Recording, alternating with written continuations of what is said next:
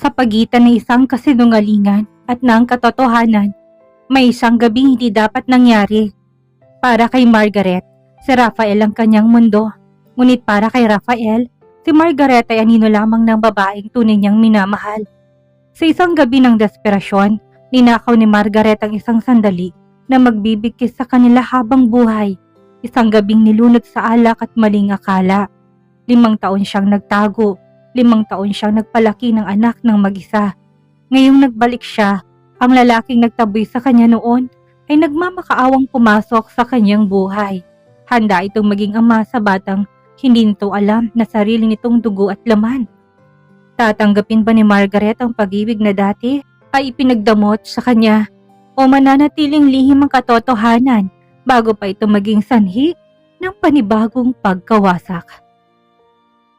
Ang mansyon ng mga Garcia at ang katabing lupain ng mga De Vega ay tila'y isang bakuran lamang para kina Margaret at Rafael.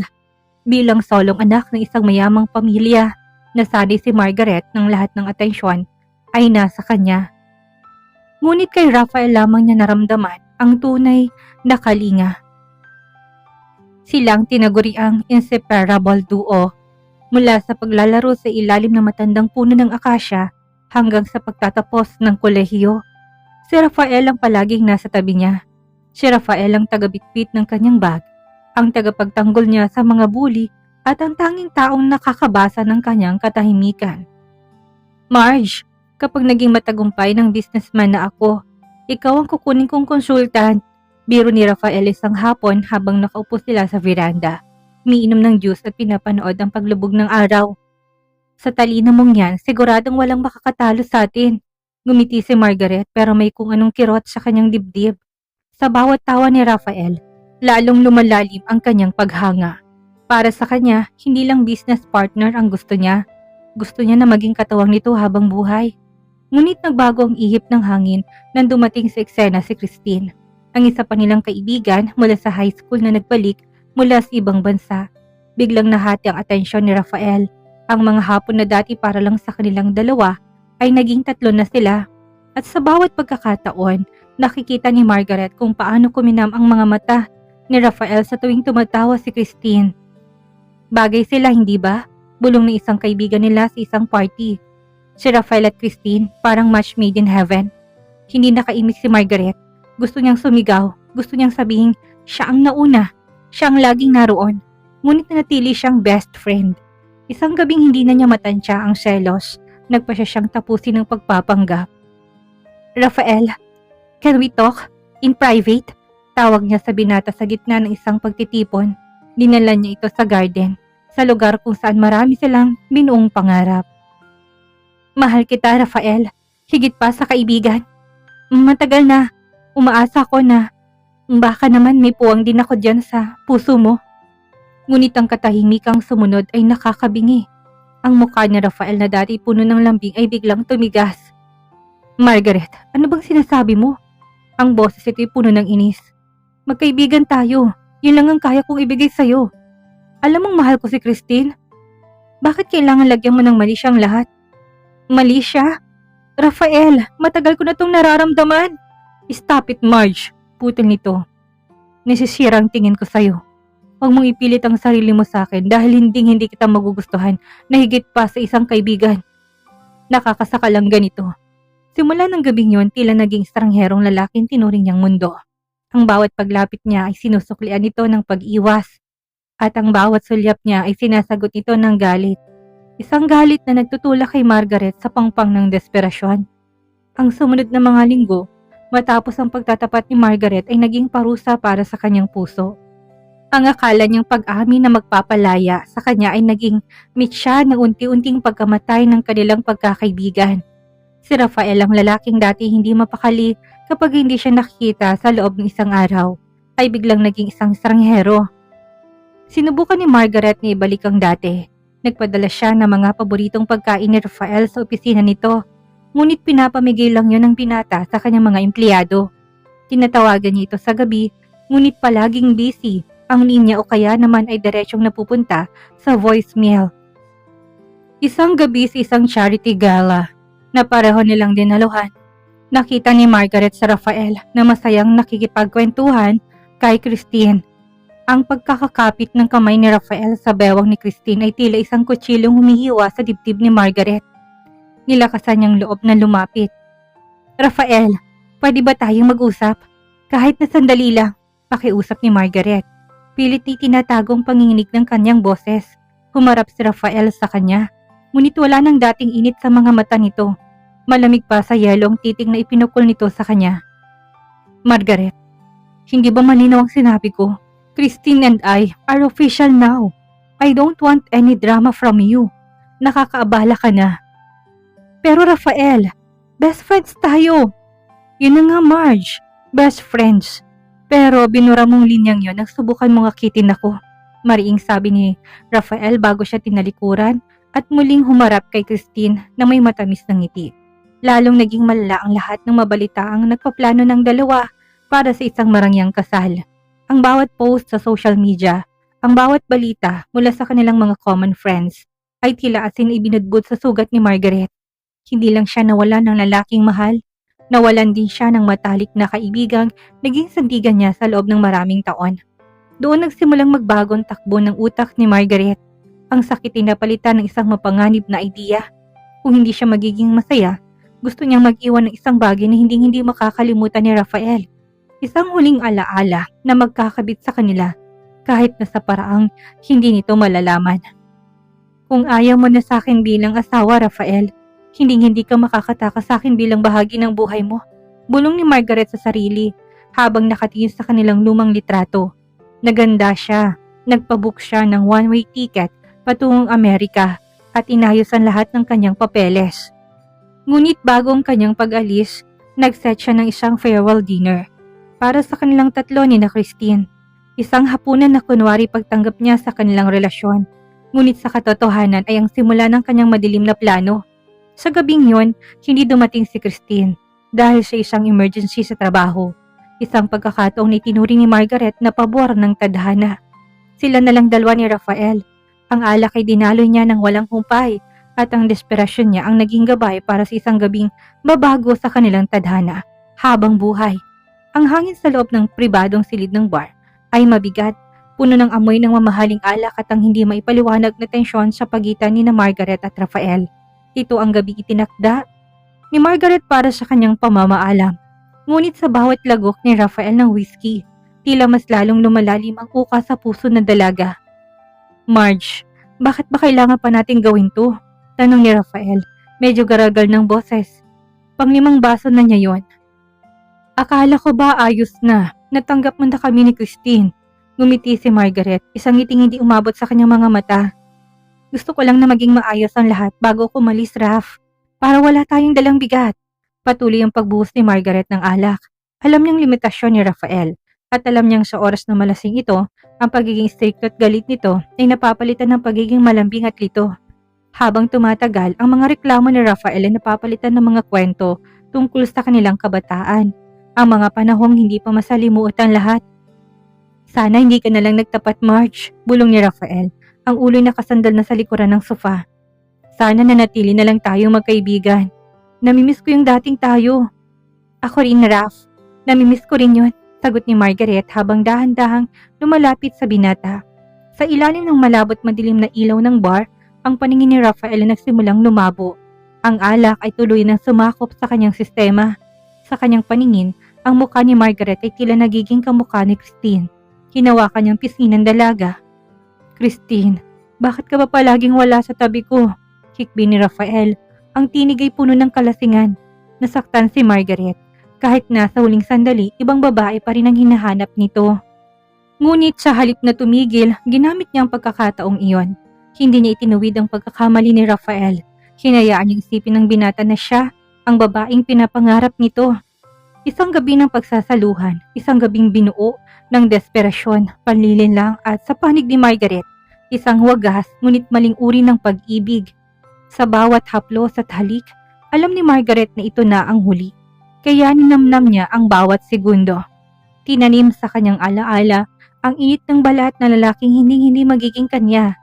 Nang magbukas ang unang sinag ng araw sa bintana ng tinuluyang hotel, mabilis na kumilos si Margaret. Masakit ang kanyang katawan, ngunit mas masakit ang kanyang kalooban habang tinititigan ang mahimbing pang natutulog na si Rafael.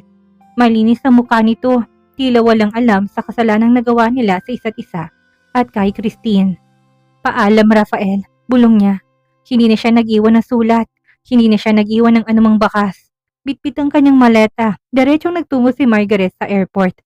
Habang nasa loob ng eroplano at pinapanood ang unti-unting pagliit ng syudad ng Maynila, naramdaman niyang isang matinding hapdi sa kanyang tiyan.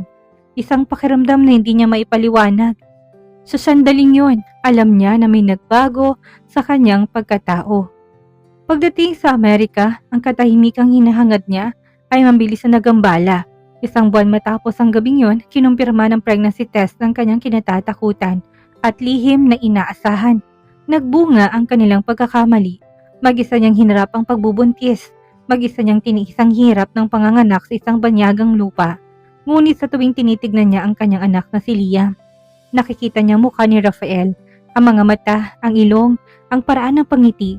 Si Liam ang naging buhay niya, ang tanging dahilan kung bakit niya kinayang bumangon mula sa pagkakalugmok.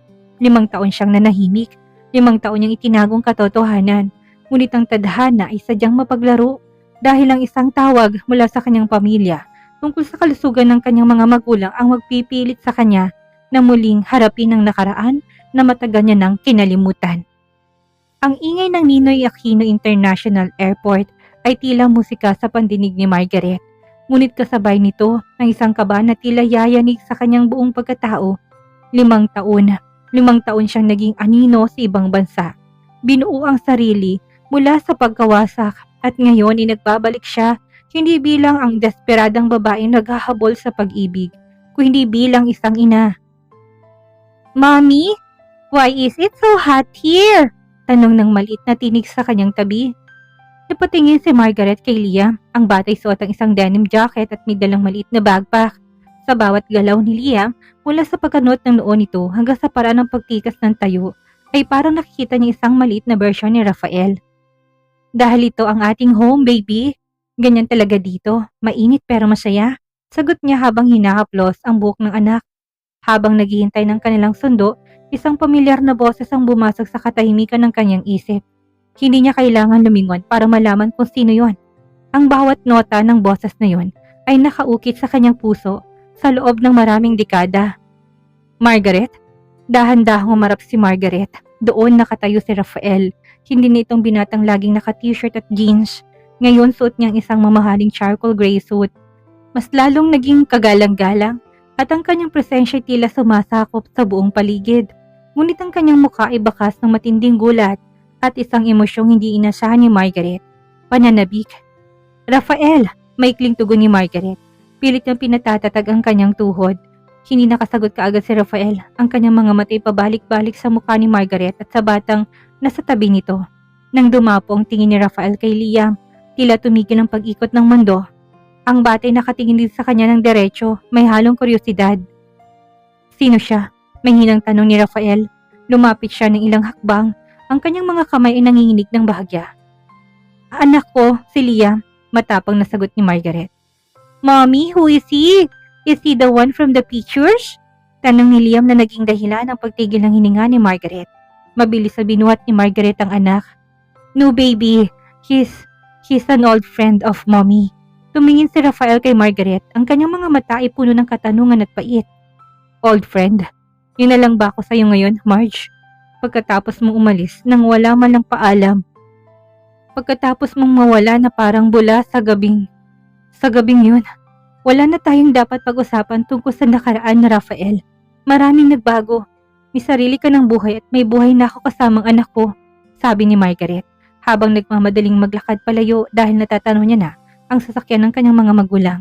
Ngunit bago siya tuluyang makalayo, hinawakan ni Rafael ang kanyang braso. Hindi mahigpit ngunit may otoridad.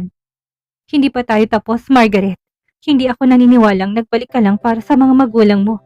At ang batang yan, tumingin muli si Rafael kay Liam na ngayon ay nakasandal sa balikat ng ina. May kung ano sa kanya na hindi ko maipaliwanag. Magkikita tayong muli. Hahanapin kita. Sumakay si Margaret sa sakyan nang hindi lumilingon habang papalayo. Nakita niya sa side mirror si Rafael na nakatayo pa rin sa gitna ng initan. Pinapanood ang kanilang pag-alis. Sa isip ni Margaret, isa lang ang sigaw. Huwag mong tignan ng mabuting anak ko, Rafael. Dahil baka makita mo sarili mo sa kanyang mga mata. Kinabukasan, ang katahimikan ng mansyon ng mga Garcia ay nabulabog ng pagdating ng isang dambuhalang basket ng mga aso na hydrangeas. Ang paboritong bulaklak ni Margaret noong dalaga pa siya. Ngunit hindi ang mga bulaklak ang nakakuha ng kanyang atensyon, kundi ang maliit na kahon ng mamahaling Lego set na nakalakip dito. May nakasulat na card. Para kay Leah, sana'y magustuhan mo ito, Rafael. Mommy! Look! It's a spaceship! Tuwang-tuwang sigaw ni Liam habang sinusubukang buksan ng kahon. Napahigpit ang hawak ni Margaret sa card. Alam niyang laro ni Rafael. Noon pa man ang binata ay kilala sa pagiging maparaan at matyaga. Ngunit hindi niya akalain na gagamitin nito ang kanyang anak para muling makapasok sa kanyang buhay. Hindi pa lumilipas ang isang oras nang tumunog ang doorbell. Sa screen ng intercom, bumulaga ang mukha ni Rafael. Wala itong dalang anumang kundi ang kanyang pamilyar na kumpiyansa. Walang nagawa si Margaret kundi papasukin ito dahil ayaw nang gumawa ng eksena sa harap ng mga katulong at ng kanyang mga magulang. Anong ginagawa mo dito, Rafael? Bungad ni Margaret pagkapasok ng binata sa sala. Gusto ko lang makasiguro kung natanggap niya yung pinadala ko, mahinang sabi ni Rafael. Ang kanyang mga matay kagad na gumala sa paligid hanggang sa huminto ito kay Liam na nasa sahig, abala sa pagbuo ng kanyang bagong laruan. Lumuhod si Rafael sa harap ng bata, isang aksyon na nagpabilis ang tibok ng puso ni Margaret. Hey little man, do you like the spaceship? Tumingala si Liam at kumiti, isang ngiti na nagpakita ng maliit na dimple sa kaliwang pisngi. Katulad ng kay Rafael. Yes, thank you po. Napatigagal si Rafael, parang may kung anong kuryenteng dumaloy sa kanya habang nakatingin sa bata. Hinawakan niyang balikat ni Liam, tila sinusukat ang bawat anggulo ng mukha nito. You're welcome. Alam mo ba, paborito ko rin ng ganyan ng bata pa ako. Rafael, sapat na. Putol ni Margaret, pilit na nilalayo si Liam. Salamat sa laruan, pero hindi mo kailangan magabala. Busy kami ni Liam. Marami pa kaming dapat ayusin sa pagbabalik namin. Tumayo si Rafael at tinarap si Margaret. Ang lambing sa kanyang mata kanina ay napalitan ng seryosong otoridad. Margaret, bakit parang takot na takot ka? 5 taon kang nawala. Wala akong balita sa'yo at ngayon, babalik ka na may kasamang bata na nakamukhang kamukha ko. Kamukha mo? Tumawa ng mapait si Margaret. Ang lakas naman ng loob mo na sabihin yan.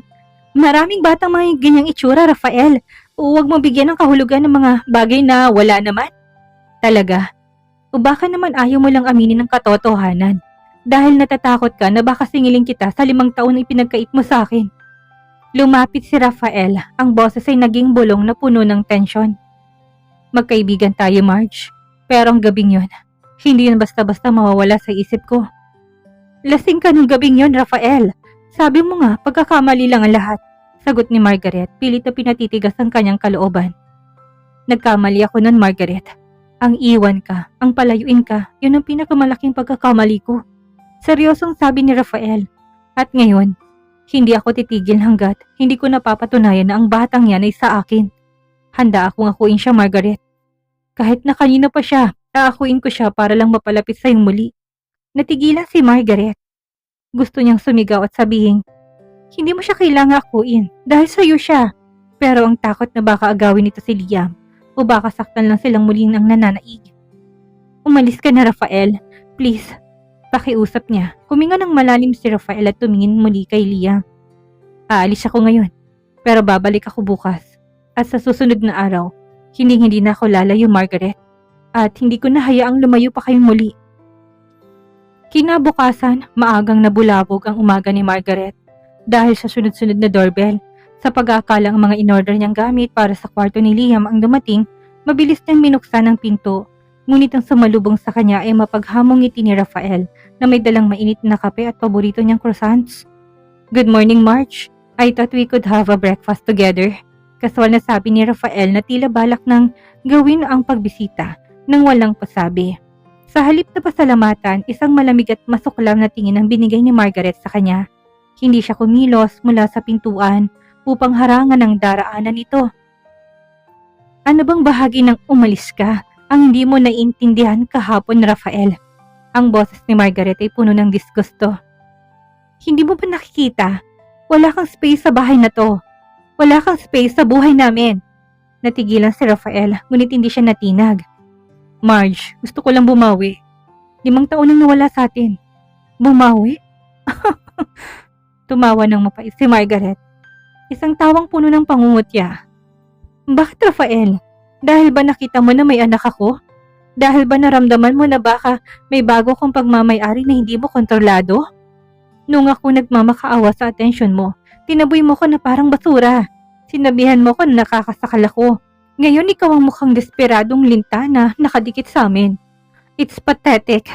Ang mga salitang pathetic at linta ay tila mga sampal sa mukha ni Rafael. Ang dating maamo at sunod-sunura na Margaret ay wala na. Ang nasa harap niya ay isang babaeng may bakod na yari sa bakal at may mga matang puno ng pagkamuhi sa kanya. Marge, nasasaktan ako sa mga sinasabi mo. Mahinang saad ni Rafael.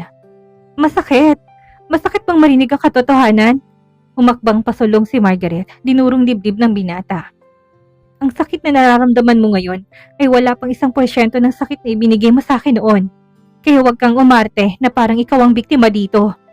I don't need your coffee. I don't need your money. And most especially, my son doesn't need a father figure who is only here because of guilt. Kinuha ni Margaret ang dala nitong kape at walang pag-anilangang itinapon niya sa basurahan sa gilid ng gate. Huwag ka nagbabalik dito. Nakakadiring pagmumukha mo sa paningin ko. Padabog niyang sinara ang pinto. Iniwang nakatulala si Rafael sa labas.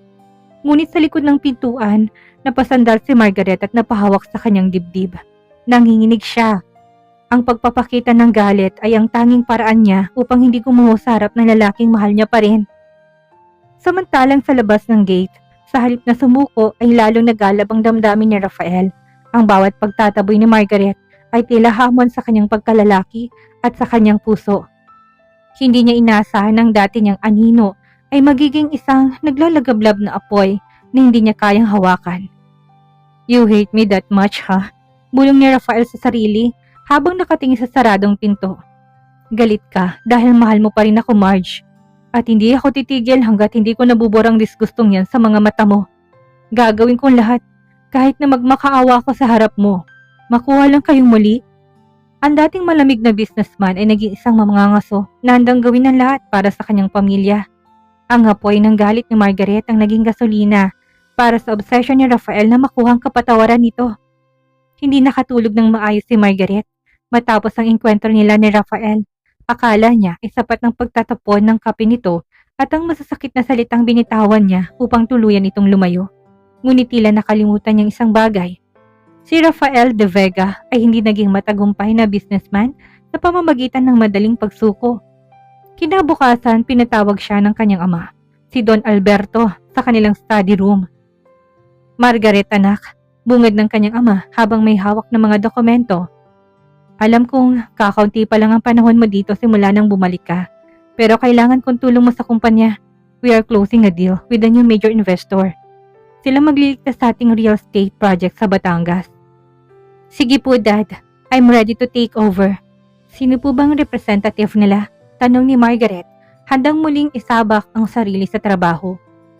Hindi representative, Margaret. Ang CEO mismong darating. He insisted on working directly with you since you be the project head. Bago pa man makasagot si Margaret, bumukas ang pinto ng silid. Pumasok ang isang lalaking may tindig na tila nagmamay-ari ng mundo. Suot ang isang navy blue suit at may tipid ng ngiti sa mga labi. Diretsong tumingin si Rafael sa gulat na si Margaret. Good morning, Don Alberto. Good morning, partner. Bati ni Rafael. Ang di sa salitang partner ay tila isang babala. Rafael? Halos mabulunan si Margaret sa sariling laway. Dad, don't tell me na. Yes, Margaret. Ang De Vega Group ang bagong partner natin at si Rafael ang personal na monitor ng progress kasama ka. Masayang paliwanag ng kanyang ama na walang kamalay-malay sa tensyong namamagitan sa dalawa. Nang maiwan ng dalawa sa silid para pag-usapan ang mga detalye, agad na sumabog ang galit ni Margaret. Anong pakulo ito, Rafael? Ginamit mo pang daddy para lang mapalapit sa akin? Asik niya habang binabagsak ang folder sa mesa. Business is a business, Margaret. Kalmadong sagot naman ni Rafael habang naupo sa tapat niya. Kailangan ng kumpanya niyo ng pondo at kailangan ng kumpanya ko ng expansion. It's a win-win situation. Hindi ako tanga. Maraming ibang kumpanya dito. Bakit kami pa? Tumayo si Rafael at lumapit sa kanya hanggang sa maramdaman ni Margaret ang init ng katawan nito. Dahil ito lang ang paraan para makita kita araw-araw. Dahil ito lang ang paraan para mapilitan kang kausapin ako nang hindi mo ko tinataboy. Disgusto? Sige, kamuhian mo ako habang nagtatrabaho tayo. Pero hindi ako aalis sa paningin mo. You're insane, bulong ni Margaret, pilit na iniiling ang ulo. Insane for you, maybe. 5 taon ako naging tapat sa alaala mo, Margaret. Noong umalis ka, doon ko nalaman na nakakasakal na sinasabi ko noon ay ang tanging hangin na nagpapahinga sa akin. At ngayon, hindi ko na hayaang mawala ka ulit. Kahit kailanganin mo, bilhin ng buong mundo para lang manatili ka. Tumalim ang tingin ni Margaret.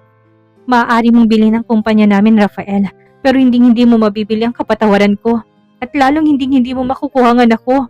Napatigil si Rafael, isang ngiting puno ng determinasyon. Huwag kang masyadong kampante, Marge. Sinasabi mo pa lang yan pero nakikita ko sa mga mata mo. Apektado ka pa rin sa akin. And as for Liam, we'll see. Blood always finds its way home.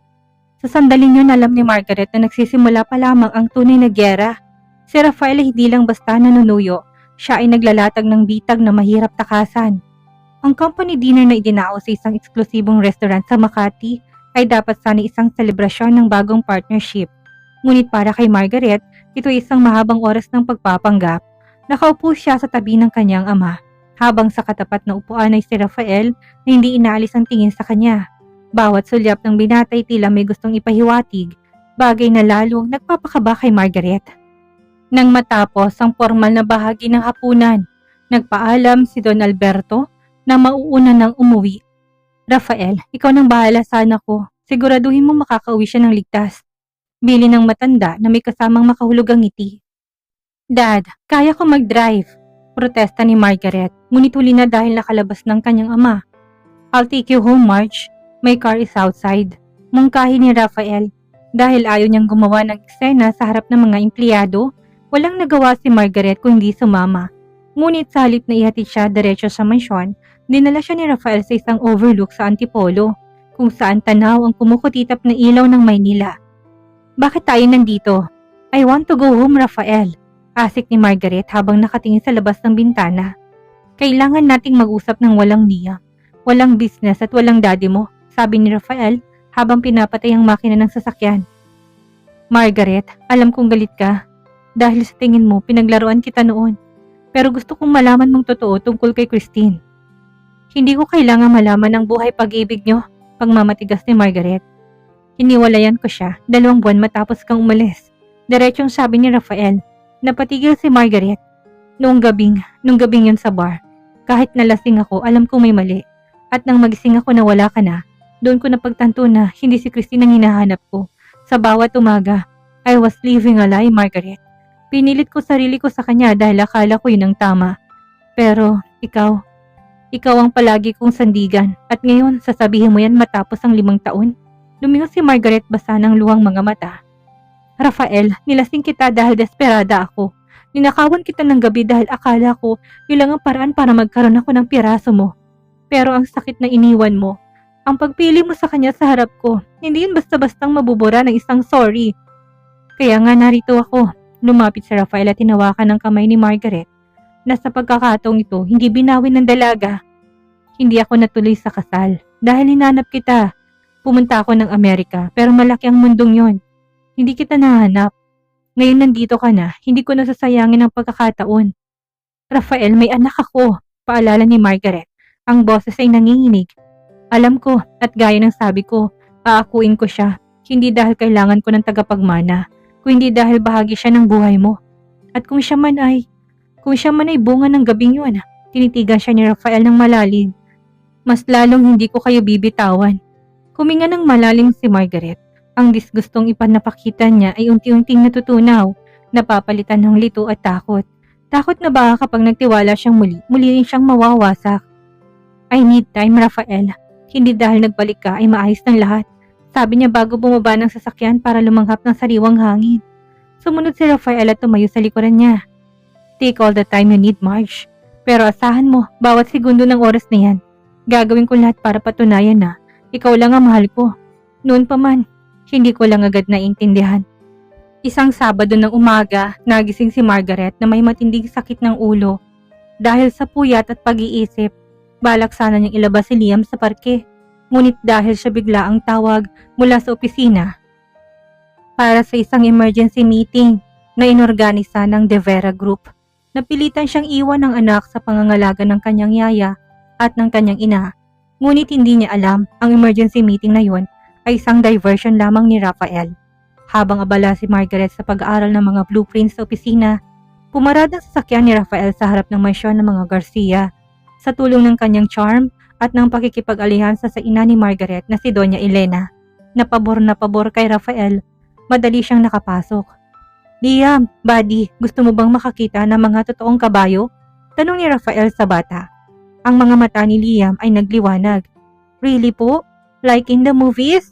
Dinala ni Rafael si Liam sa isang pribadong farm sa Tagaytay. Sa loob ng ilang oras, ang Ice King ng mundo ng negosyo ay naging isang bata rin. Naghabulan sila sa damuhan, nagpakain ng mga hayop at sabay na kumain ng ice cream. Sa bawat tawa ni Liam, lalong nakakaramdam si Rafael ng isang kakaibang koneksyon. Isang pamilyar na pintig sa kanyang puso na tila nagsasabing hindi siya nagkakamali. Habang nagpapahinga sa ilalim ng puno, naging seryosong usapan ng dalawa. Liam, galit bang mami mo sa akin? Tanong ni Rafael habang pinupunasan ng dumi sa mukha ng bata. Tumingin si Liam sa kanya nang may katalinuhang lampas sa kanyang edad. Mommy says you are an old friend, but she always look at your picture when she thinks I'm sleeping. Napatigil ang kamay ni Rafael. Anong picture, Liam? The one in her secret box. You look younger there, and you are smiling at her. Kwento ng bata. Sabi ni Mommy, my daddy is a brave and smart man, but he is far away in the stars. Are you from the stars, Mr. Rafael? Parang may bumara sa lalamunan ni Rafael. Ang bawat salita ni Liam ay tila kumpirmasyon ng lahat ng kanyang hinala. Hindi lang siya basta old friend. Sa loob ng 5 taon, kahit nagalit si Margaret, siya ang hero sa mga kwentong sinsalaysay nito sa kanilang anak. Hindi ako galing sa stars, Liam, pero pangako, hindi na ako lalayo. Sabi ni Rafael, ang boses ay puno ng emosyon. Eksaktong pagbalik nila sa mansyon ay nandoon na si Margaret. Naghihintay sa pintuan na naglalabog ang mga mata sa galit. Rafael, anong karapatan mong ilayong anak ko nang walang pahintulot ko? Agad na tumakbo si Liam sa kanyang ina. Mommy, I saw horses. Mr. Rafael is so fun. Nang pumasok si Liam sa loob, hinarap ni Margaret si Rafael nang may nanginginig na galit. You crossed the line, Rafael. Gagamitin mo anak ko para makuha ang gusto mo? Hindi ko siya ginagamit, Margaret. Mahinahon ngunit mariing sabi ni Rafael. Lumapit siya hanggang sa magtagpo ang kanilang mga paningin. Kinamusta ko lang ang anak ko. Hindi mo siya anak. Gusto mo ba talagang magsinungaling hanggang dulo? Liam told me about the picture in your secret box. He told me how you describe his father. Asik ni Rafael. Margaret, sapat ng 5 taon. Magpa-DNA test tayo. Kung mapatunayan kong hindi ko siya dugo at laman, lalayo ako. Pero kung anak ko siya, hiningili mo na ako mapapaalis. Kahit naitaboy mo pa ako sa 100 beses. Namutla si Margaret. Ang sikretong iningatan niya ay unti-unti nang nagbubungkal na lalaking pilit niyang iniiwasan. Ang hamon ni Rafael tungkol sa DNA test ay tila isang malakas na kulog na nagpatahimik sa buong paligid. Ngunit sa halip na matakot, ang galit ni Margaret ay napalitan ng isang paghihikbi na kanina pa niya pinipigilan. Ang mga pader na itinayo niya sa loob ng 5 taon ay unti-unti na nagkabitak-bitak sa harap ng lalaking naging sani ng kanyang pinakamalaking pait at pinakamatamis na alaala. Gusto mo ng katotohanan, Rafael? Humarap si Margaret sa kanya. Ang mga matay na mumulat puno ng luha. Gusto mong malaman kung gaano kasakit ang gabing yun? Hindi nakasagot si Rafael. Ang determinasyon sa kanyang mukha ay napalitan ng kaba nang makitang paghulas ng lakas ni Margaret. Iniwan kong Pilipinas. Nadalang lahat ng kahihiyan dahil ninakawan kita ni isang gabi. Pero alam mo ba kung anong mas masakit? Ang magising sa Amerika sa isang malamig na apartment nang tanging kasama ang morning sickness at ang takot na baka hindi ko kayanin. Pagsisimula ni Margaret, ang boses ay nanginginig. Marge, hakbang ni Rafael pero pinigilan siya ng kamay ng dalaga. Huwag kang lalapit. Noong kailangan ko ng kamay na hawak sa akin habang sumasakit ang likod ko sa pagbubuntis. Wala ka. Noong halos na mawalan ako ng malay sa gitna ng grocery dahil sa pagod pagkatapos ng 8 oras sa trabaho bilang waitress. Dahil ayaw kong umasa sa pera ni Daddy. Wala ka. Alam mo ba kung gaano kahirap ang mga anak na mag-isa? Ang tumingin sa mukha ng sanggol na kamukhang kamukha ng lalaking nagtaboy sa akin. Humagulhol na si Margaret. Ang bawat salita ay tila isang bala na tumatagos sa puso ni Rafael. Pinag-aralan ko kung paano magpalit ng diaper habang umiiyak dahil ang tanging naririnig ko sa isip ko ay ang boses mo na sinasabing, nakakasakal ako. Yun ang naging buhay ko, Rafael. 5 taon ako naging ama at ina. 5 taon kong nilunok ang pride ko para lang mabigyan si Liam ng magandang buhay. At ngayon ay darating ka at sasabihin mo na, aakuin mo siya? Na para bang isang laruan lang siya na kinuha mo sa shelf. Napaluhod si Rafael sa harap ni Margaret. Hindi niya na napigilan ang sariling luha.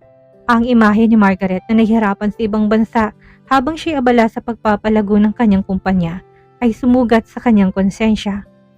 Patawarin mo ko, Marge. Patawarin mo ko, bulong ni Rafael habang sinusubukang hawakan ang mga kamay ng dalaga. Wala akong alam.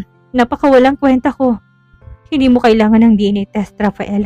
Sabi ni Margaret habang pinapahid ang kanyang mga luha. Ang tinig ay puno ng pagod. Si Liam ay sayo. Siya ang bunga ng gabing itinuring mong pagkakamali. Pero wag mo isipin na dahil inamin ko ng totoo ay mapapatawad na kita ng ganong kadali. Ang 5 taon na pangungulila hindi kayang bayaran na kahit na anong yaman na meron ka. Tumingala si Rafael sa kanya, ang mga matay puno ng bagong pangako. Hindi ko mababayaran ang nakaraan, Marge. Pero ibibigay kong buong hinaharap ko para lang mapatunayan sa inyo ni Liam na karapat dapat ako. Hindi ako aalis. Hahayaan kitang magalit. Hahayaan kitang itaboy ako pero hindi ako susuko hanggat hindi ko nabubura ang bawat luha na idinadaloy mo dahil sa akin. Sa gitna ng madilim na hardin, ang katotohanan ay tuluyan ng lumabas. Wala nang lihim, wala nang disguise. Tanging 2 pusong wasak na sinusubukang hanapin ng daan pabalik sa isa't isa. Ang pag-amin ni Margaret ay tila isang malakas na lindol na yumanig sa mundo ni Rafael. Hindi na siya makatayo ng tuwid. Ang bawat salita ni Margaret tungkol sa hirap nito sa Amerika ay tila mga latay sa kanyang likuran. Sa gabing yun, hindi umalis si Rafael sa harap ng mansyon hanggang sa masiguro niyang nakatulog na si Margaret at ang kanilang anak. Kinabukasan hindi nagpakita si Rafael sa opisina. Sa halip isang malaking pagtitipon ang binuo niya sa loob lamang ng ilang oras. Pinatawag niyang kanyang mga magulang, ang mga magulang ni Margaret, at maging ang mga malalapit nilang kaibigan.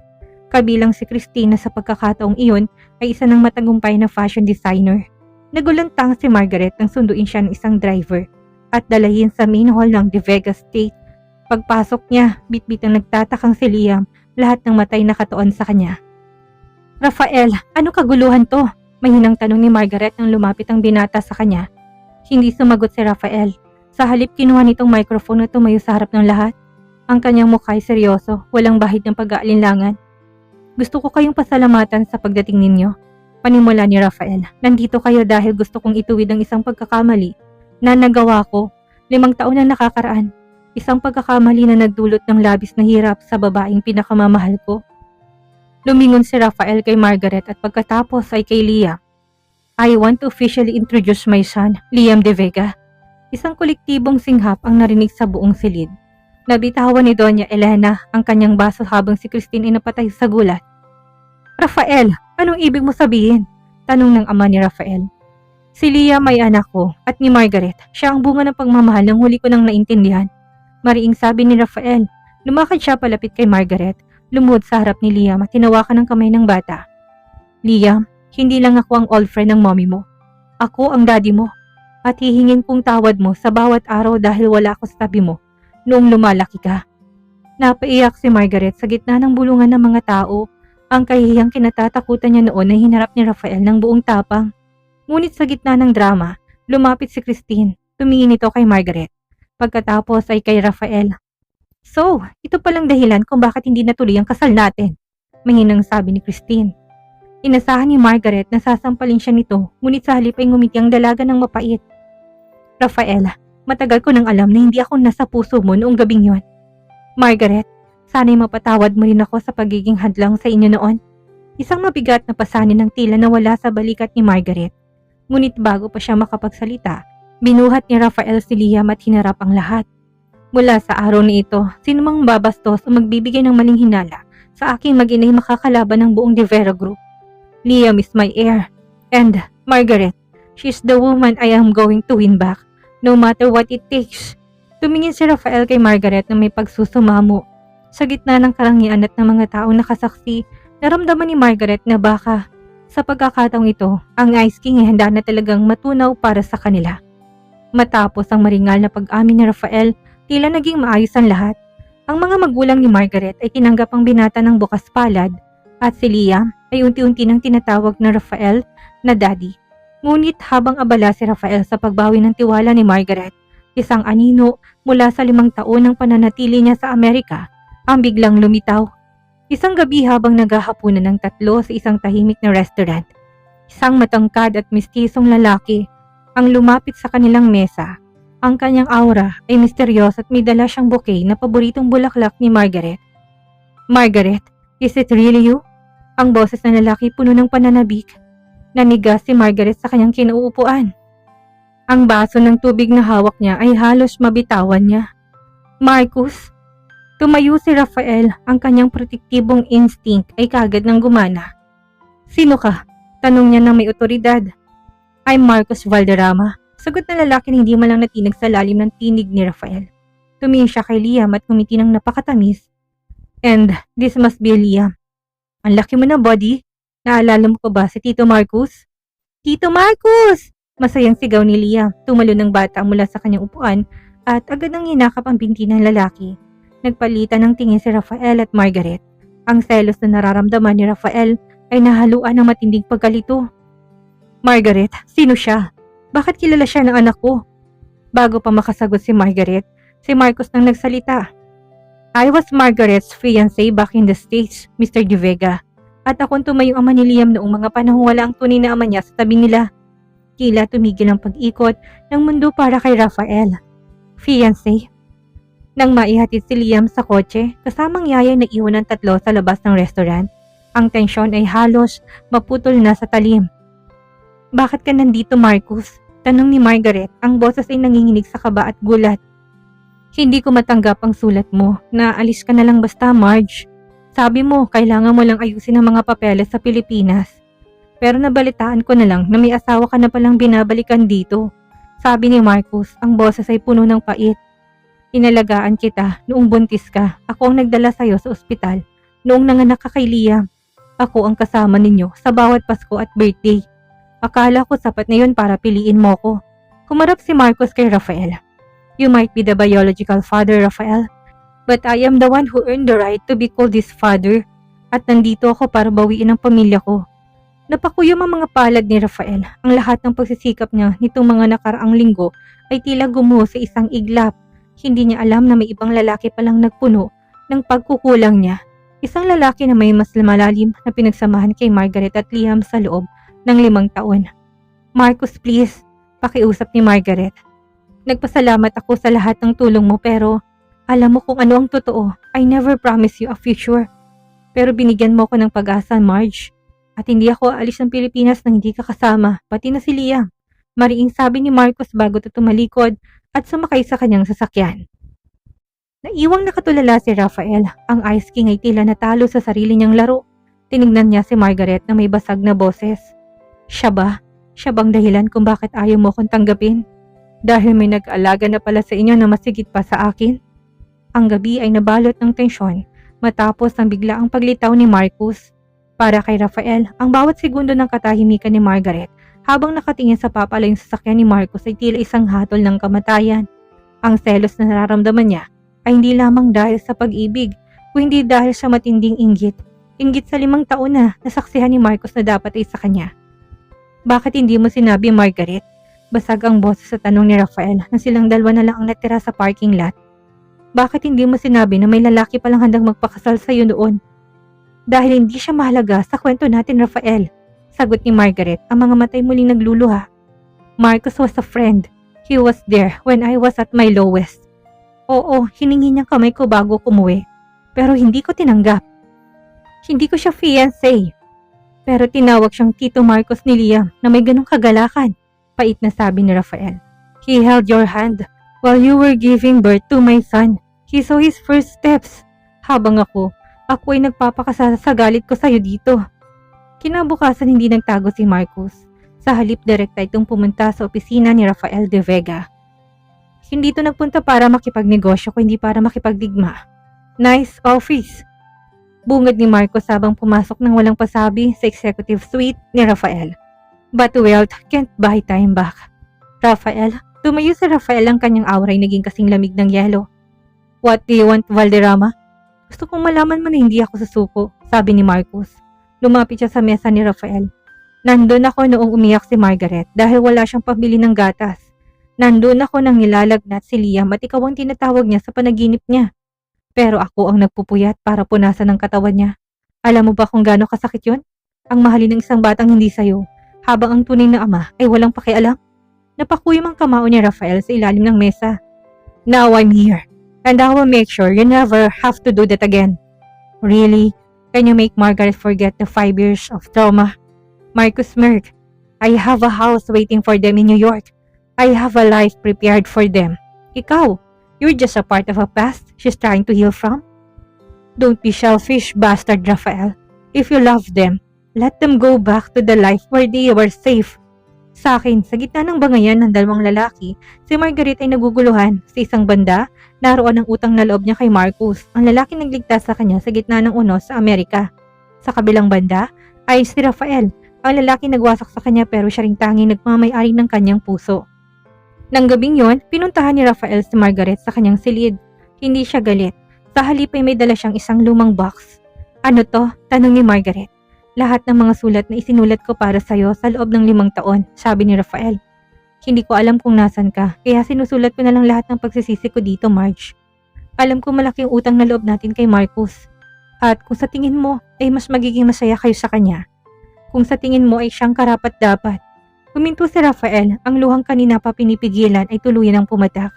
Handa akong magpaubaya, pero wag mo sasabihin hindi kita pinaglaban dahil bawat hininga ko simula nang bumalik ka, para lang sa inyo ni Liam. Napatulala si Margaret. Ang Ice King ay handang isukong lahat, maging ang sarili niyang kaligayahan para lamang sa kanyang katahimikan.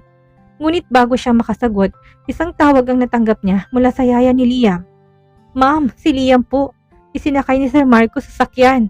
Sabi po ay mag-ice cream lang sila pero hanggang ngayon ay hindi pa bumabalik at hindi na makontak ang phone. Ang balitang kinuha ni Marcos si Liam nang walang pahintulot ay tila isang malakas na sampal na nagpagising sa natitirang tiwala ni Margaret. Ang lalaking akala niya ay kanyang ligtas na kalungan. Sa Amerika nagpakita ng isang mukhang hindi niya kailanman inakala. Ang mukha ng isang taong hindi kayang tumanggap ng pagkatalo. I knew it, mariing sabi ni Rafael habang mabilis na kinukuha ang kanyang susi at tinawagan ng kanyang security team. Marcus is not just a friend, Marge. He's obsessed. At hindi niya matatanggap na mabubuo ang pamilyang ito. Rafael, please, iligtas mo anak natin. Hagulhol ni Margaret. Ang takot na nararamdaman niya para kay Liam ay higit pa sa anumang sakit na naranasan niya noon. Hindi ko hayaan na may mangyaring masama sa kanya, Marge. Pangako. Seryosong sabi ni Rafael bago siya humarurot paalis. Gamit ang GPS tracking sa relo na palaging suot ni Liam. Isang relong ibinigay ni Rafael noong unang linggo ng kanilang pagkikita. Natuntun nilang kinalalagyan ng sasakyan ni Marcus. Patungo ito sa direksyon ng isang private hangar sa labas ng syudad. Mukhang balak ni Marcus na itakas ang bata pabalik ng New York gamit ang isang chartered plane. Nagsimulang bumuhos ang malakas na ulan na tila nakikiramay sa kaguluhan ng kanilang mga damdamin. Sa gitna ng madilim na kalsada, nakita ni Rafael ang sasakyan ni Marcus. Pinaharurot niyang kanyang kotse hanggang sa maging magkatabi sila. Marcus, itigil mo to! Sigaw ni Rafael sa labas ng bintana habang pilit na ginigit-git ang sasakyan nito. Ngunit sa halip na tumigil, lalong binilisan ni Marcus ang takbo. Sa loob ng sasakyan, makikitang umiiyak na si Liam. Napilit na kumakawala sa seatbelt.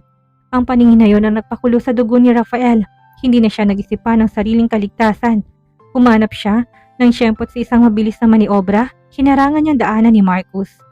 Isang malakas na kalabog ang umalingaw-ngaw sa paligid. Tumama ang harapan ng kotse ni Rafael sa gilid ng sasakyan ni Marcus. na naging dahilan upang kapwa sila tumigil sa gitna ng kalsada. Duguan ang noo ni Rafael, ngunit ang unang iniisip niya ay ang kanyang anak. Mabilis siyang bumaba at pilit na binubuksan ng pinto sa likuran ni Marcus. "Daddy!" sigaw ni Liam na kagad yumakap sa leeg ni Rafael. "Nandito na si Daddy, Liam. Safe ka na." Bulong ni Rafael habang mahigpit na niyayakap ang bata. Lumabas si Marcus mula sa wasak na sasakyan. Tila nawala na sa katinoan.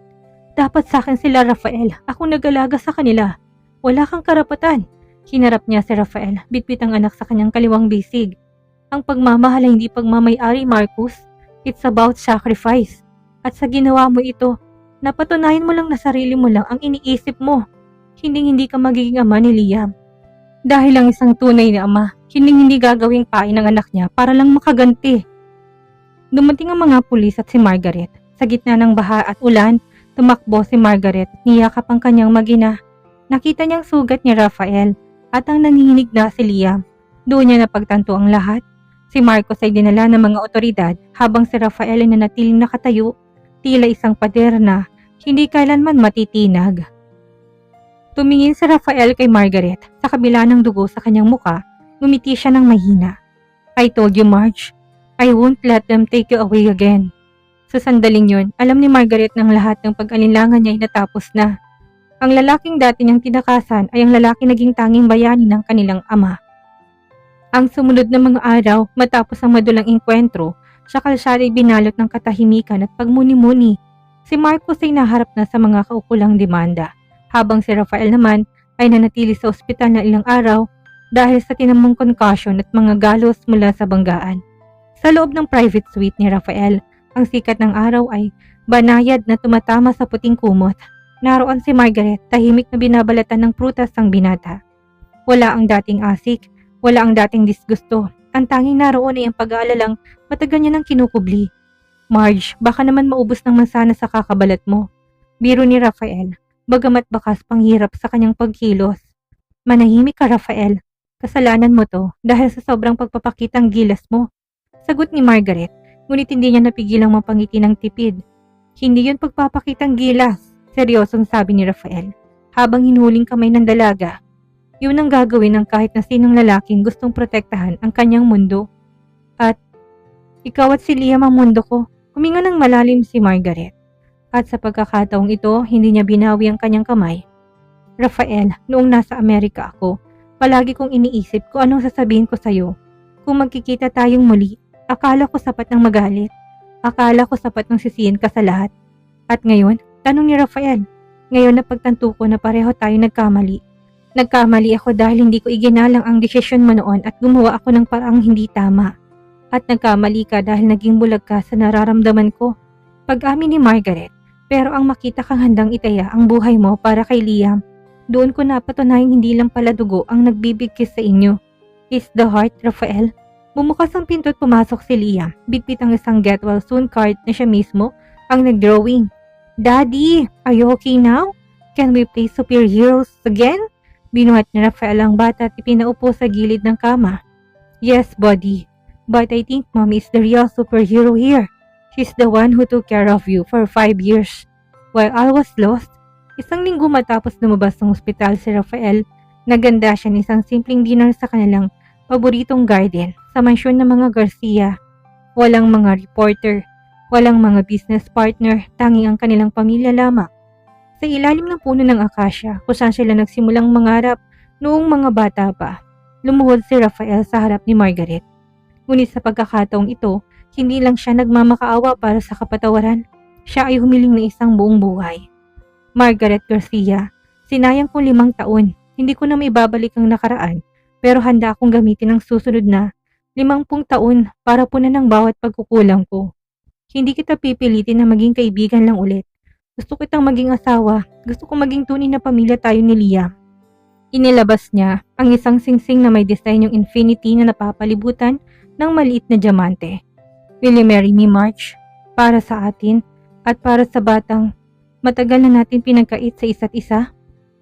Lumingon si Margaret kay Liam na masayang naglalaro sa hindi kalayuan. Tumingin siya sa kanyang mga magulang na tumatango ng may pag-asang ayon at sa huli, tumingin siya kay Rafael. Ang lalaking minahal niya, kinamuhian at ngayon ay muli niyang pinipili. Yes, Rafael, para sa ating tatlo. Naging parang isang panaginip ang mga sumunod na buwan. Para kay Margaret, ang malamig at madilim na bahagi ng kanyang puso ay unti-unting napalitan ng init ng pagmamahal ni Rafael. Opisyal na silang nagsama sa ilalim ng isang bubong at ang bawat umagi nagsisimula sa tawanan ni Liam at sa mahigpit na yakap ni Rafael. Ang mansyon ng mga De Vega na dati tila isang malamig na palasyo ay naging isang tunay na tahanan. Ngunit sa gitna ng kanilang kaligayahan, isang hindi inaasahang balita ang naging mitya ng panibagong tensyon. Marge, narinig mo ba? Tanong ng isa nilang kaibigan sa telepono. Nagbalik na si Christine mula sa kanyang fashion tour sa Europe at balitang-balita, hindi raw niya matanggap na ikaw ang pinili ni Rafael sa huli. Hindi pinansin ni Margaret ang chismis. Tiwala siya kay Rafael. Alam niyang tinalikuran na ng binata ang lahat para sa kanila ni Liam. Ngunit hindi niya akalain ang pagbabalik ni Christine ay hindi lang basta pagbisita, kundi isang planadong pagsira. Isang hapon, habang binibisita ni Margaret si Rafael sa opisina para sa isang sorpresang merienda, laking gulat niya nang makitang isang pamilyar na babae na nakaupo sa loob ng executive suite ni Rafael. Mas lalo itong gumanda, si Christine. Bihis na bihis at tila isang reyna na muli nagbabalik sa kanyang trono. Christine, what are you doing here? Tanong ni Margaret, pilit na pinapanatiling mahinahon ang kanyang boses. Oh, hello Marge. I was just discussing some business with Rafael. Alam mo na, may fashion line needs a corporate partner at sino pa bang masihingan ko ng tulong kung hindi ang dati kong fiancé? Sabi ni Christine na may masamang mapang-asar na ngiti. Lumabas si Rafael mula sa kanyang inner office at kagad nang lumapit kay Margaret para halikan ito sa pisngi. Marge, hindi ko alam na darating ka. Christine was just leaving. Really, Rafael? After everything we shared, ganyan mo na lang ako itataboy? Madamdaming sabi ni Christine. Tumayo siya at lumapit kay Rafael. Hinawakan itong braso ng binata nang may pamilyaridad na nagpapakulo sa dugo ni Margaret. Rafael, alam kong pinili mo lang siya dahil sa bata. Pero wag mong kalimutan na akong mahal mo. Bago ang lahat ng gulo na ito, handa akong tanggapin ka ulit. Kahit na may anak ka pa sa kanya. Tumingin si Margaret kay Rafael. Hinihintay ang magiging reaksyon nito. Noon ang ganitong klase ay magpaparamdam sa kanya ng insecurities. Ngunit ngayon, iba na ang Margaret na kaharap nila. Christine, enough. Malamig na sabi ni Rafael habang dahan-dahang inaalis ang kamay ng babae sa kanyang braso. Pinili ko si Margaret, hindi dahil sa obligasyon o dahil kay Liam. Pinili ko siya dahil siya ang buhay ko. Ang pagmamahal ko sa iyo noon, isang pagkakamali ni tinama ko. Ng 5 taon ang nakakaraan. Hindi mo mahal ang babaeng nalasing ka para lang mabuntis siya, Rafael. Sigaw ni Christine na nawala ng poise. Naging desperada siya noon at magiging desperada siya ulit. Baka nakakalimutan mo, Christine, singit ni Margaret. Umakbang siya pasulong ng may dignidad. Ang desperadang babaeng sinasabi mo ay ang asawa ng ngayon na lalaking hinahabol mo. At ang batang sinasabi mong dahilan lang ay ang pinakamahalagang tao sa buhay ni Rafael. Kung bumalik ka dito para manggulo, nag-aaksaya ka lang ng panahon. Dahil ang pamilyang binuo namin sa loob ng 5 taon na pagkakalayo ay mas matibay pa sa anumang lason na itatapon mo. Napatulala si Christine. Hindi niya akalain na ganito katapang ang dati ay mahihiyain at sunod-sunuran na si Margaret. Umalis ka na, Christine, at wag mo nang susubukang lumapit muli sa pamilya ko. Huling banta ni Rafael bago nito tawagan ng security. Nang makaalis si Christine, napuno ng kahihiyan, hinarap ni Rafael si Margaret. Sorry about that, Marge. Hindi ko akalain na gagawa siya ng eksena. Ngumiti si Margaret, niyakap ang kanyang asawa. Hindi mo kailangang humingi ng tawad, Rafael. Dahil sa pagkakataong ito, alam ko nang hindi na akong anino. Ako nang tanging liwanag sa buhay mo. Ang katedral ay napupuno ng halimuyak ng libo-libong sariwang white lilies at gisophilas.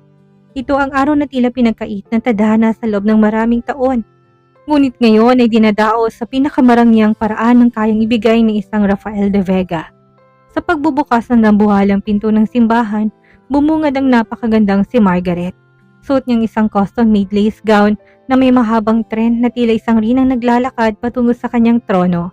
Ngunit hindi ang karangyaan ng paligid ang nagpapaiyak sa kanya, kundi ang makitang nakatayo sa dulo ng altar ang 2 lalaking nagpabago ng kanyang buhay.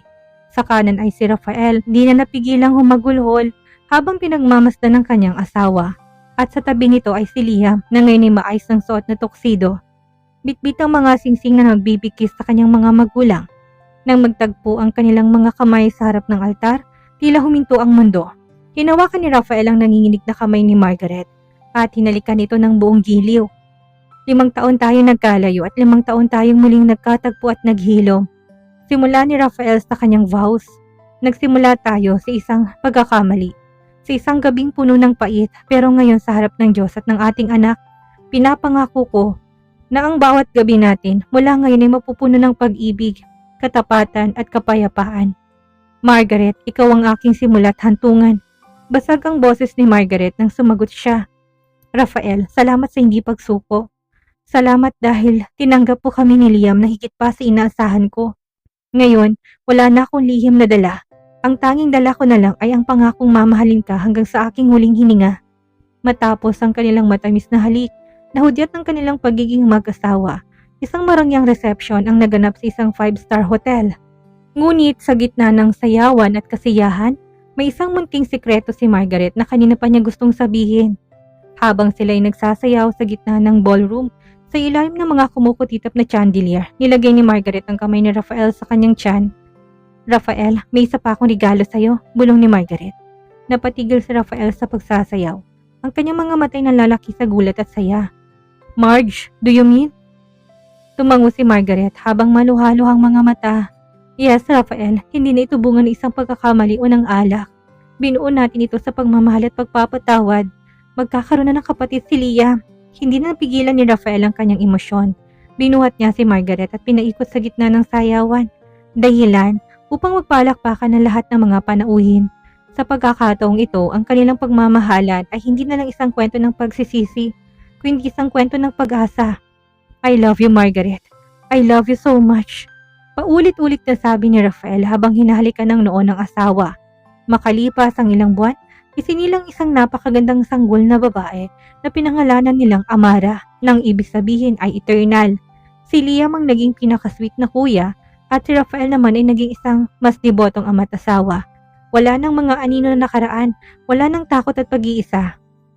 Sa bawat gabi na magkakasama sila, sa kanilang tahanan, napatunayan nila na kahit gaano man kagulo ang simula, basta may pagpapatawad at katapatan, ang tadhana mismo ang gagawa ng paraan para sa isang perpektong happy ever after.